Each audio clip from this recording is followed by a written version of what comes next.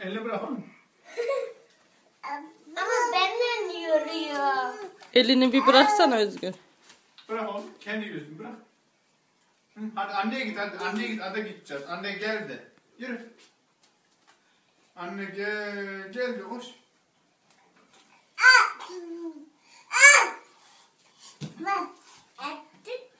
Özgür bir bırakırsan yürüyecek Bırak ya. oğlum bırak. Elini bırak.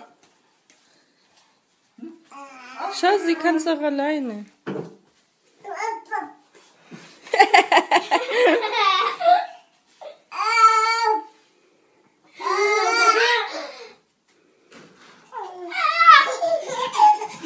O kendi de seviniyor.